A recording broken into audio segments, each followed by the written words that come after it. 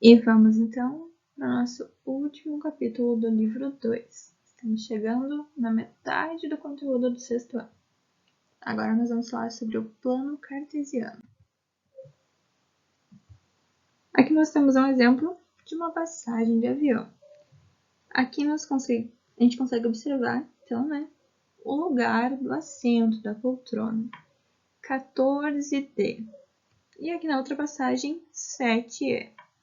O 7 e o 14 são os números da poltrona e o D e o E são as fileiras. Isso também é matemática. Mas por quê? Nós vamos ver agora. Aqui nós temos a representação de pontos no plano. Então, a gente consegue observar aqui uma reta numérica, conjunto dos números inteiros, que vocês vão ver no 7º ano, mas não é muito relevante essa parte para vocês agora, mas só um exemplo, Aqui nós temos a reta dos números naturais, que a gente viu, a partir do 0. 0, 1, 2, 3, 4, 5. Nosso ponto O está localizado onde? No 0. Nosso ponto R, no 2. Nosso ponto Q, no 4. E aqui nós temos o S no menos 1 e o P no menos 5. Então, aqui são as localizações dos pontos em um plano, em uma reta. Quadrantes. Para determinar pontos em um plano, podemos fixar dois eixos perpendiculares entre si no ponto O. Então, voltamos lá com o conteúdo das retas, Retas perpendiculares. Esse sistema de eixos é conhecido como plano cartesiano. Isso daqui vocês ainda vão ver muito em matemática ao longo dos anos. Costumamos chamar o eixo horizontal de eixo X ou eixo das abscissas. Então, nosso eixo X a gente denomina eixo das abscissas. E o eixo vertical, que é o que fica de em pé, de eixo Y, ou eixo das ordenadas. Note que os eixos dividem o plano em 4 regiões, denominadas quadrantes. Os quadrantes são numerados no sentido anti-horário. Aqui nós temos, então, os 4 quadrantes. Para quem tem dificuldade, eu tinha bastante para lembrar o que era o eixo horizontal e o eixo vertical. Tinha dificuldade nessas duas palavrinhas. O horizonte, vocês podem lembrar quando vocês estão na praia, por exemplo. Vocês conseguem observar o horizonte, que é a linha que fica deitada. Então, o vertical é o que fica de pé, só para ajudar a memorizar mesmo, nada relevante. Nós temos aqui, então, o primeiro quadrante, que é aqui onde fica todos os números positivos, que é o primeiro quadrante. E depois nós vamos no sentido anti-horário. Esse é o primeiro. O relógio gira para esse lado, então no sentido anti-horário a gente começa por aqui, segundo quadrante, terceiro quadrante, quarto quadrante, sentido anti-horário. Par ordenado. O par de números é denominado par ordenado porque há necessidade de ordem na indicação dessas coordenadas. Então, nós temos aqui a localização de dois pontos.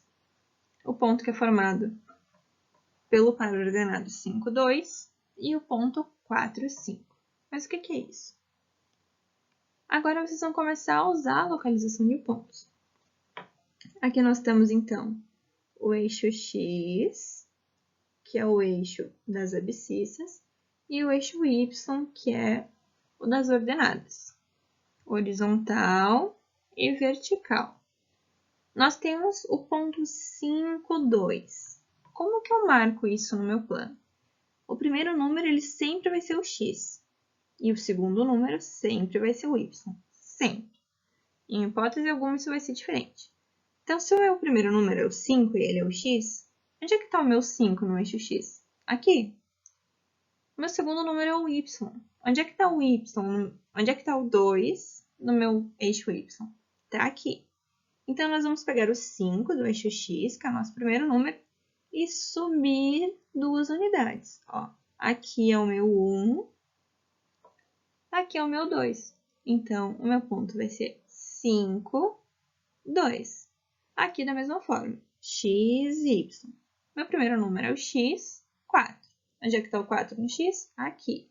Agora, nós vamos subir 5 unidades para chegar até o y. 1, 2, 3, 4, 5. Aqui está o 5, no eixo Y, e aqui nós localizamos o nosso ponto 4, 5. Agora, por que é tão importante seguir a ordem? Por exemplo, se fosse 2, 5, meu ponto estaria aqui? Não, porque o meu primeiro número seria o 2, que é o x, está aqui. E o meu segundo número seria o 5, que é o y. Então, nós subiríamos 5 unidades e iríamos marcar o nosso ponto aqui. Por isso que é tão importante a diferença do x e do y, a ordem dentro do par ordenado. Construção de figuras semelhantes no plano. A gente pode construir algumas figuras no plano cartesiano. A imagem ficou bem ruim, mas só para vocês entenderem um pouco. Não precisa identificar muito bem o que está ali, né? Ó, aqui nós temos cada quadradinho medindo 1 centímetro por 1 centímetro. Aqui nós temos a figura A, a figura B e a figura C. A gente pode se basear pelo azul mesmo, pela parte azul. O que é semelhante? Apresenta alguma semelhança. Dá para ver que são 3 casinhas, entre aspas, né? Aqui nós temos uma casinha com a parte azul 1 por 1. Cada lado do quadrado mede 1. Aqui nós temos uma casinha 2 por 2. Ela tem 2 ladinhos, 2 quadradinhos de altura, 2 quadradinhos na parte de baixo. Aqui nós temos uma 4 por 4. Por que elas são semelhantes? Porque elas apresentam isso. Todas formam um quadrado, por exemplo. A gente pode encontrar semelhança no teto também e por aí vai. E chegamos então no final do nosso último conteúdo do livro 2, sobre o plano cartesiano. Qualquer dúvida, basta nos procurar.